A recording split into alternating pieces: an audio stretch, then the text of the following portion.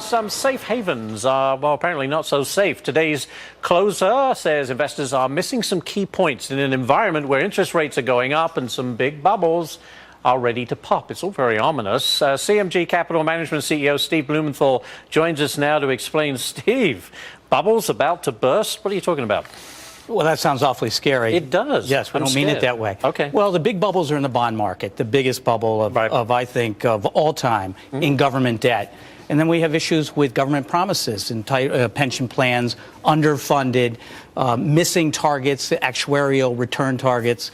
So those things are challenging. So what does this mean for the investor who's thinking, well, can I jump in right now? I mean, where would you put your money? Well, the great Sir John Templeton once said, you want to be a buyer when everybody else is a seller, and you want to be a seller when everybody else is a buyer. Everybody's flooding money into passive ETFs, passive index funds. I think this is the wrong time. I think it's very similar to 1999 in the tech craze when everybody poured into technology. That much, that extreme. So are we overvalued right now then? Yes, we are. There's several measures that you can look at: price to book, price to sales, PE, median PE.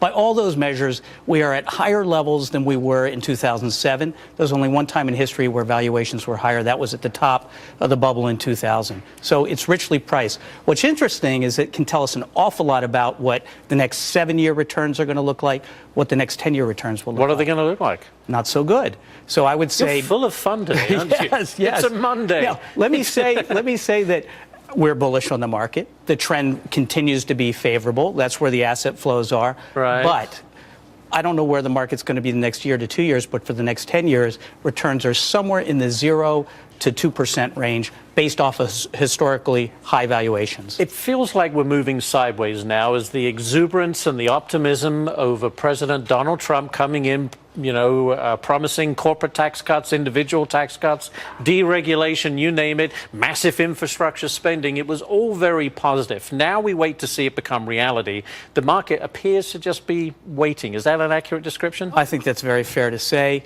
The other side of this is that you have the Fed raising rates 3 times. There's an old rule that Marty Zweig came out with called 3 steps and a stumble, 3 rate increases, and the markets run into challenges. So I think we're facing some of that.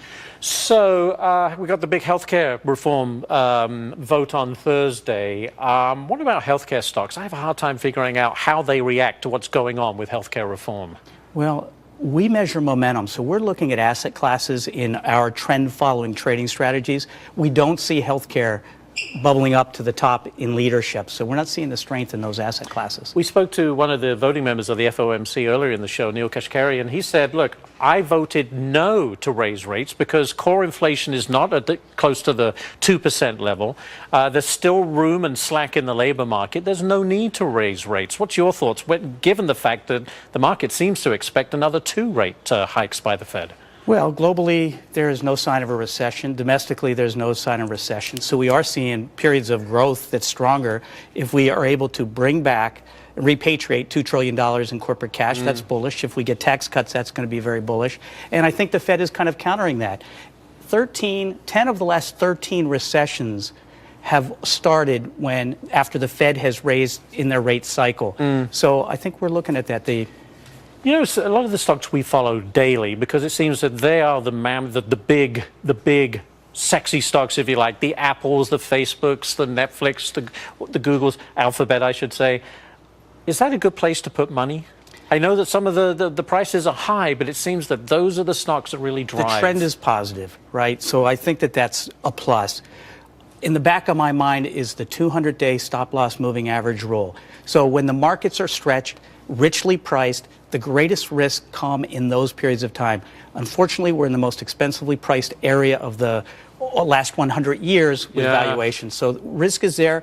I would follow trend and do something to make sure we've got protection in place against downside. What's the one place you wouldn't put your money right now? Obviously bonds. Yeah. That's it. Bottom line. Right. They're about to burst. Right. We have been warned. All right. Well, thank you so much for being here, Steve Blumenthal. Appreciate it. A little sober, but okay. You've given us the warning. Thank you. Well, look at this as we head towards the closing bell.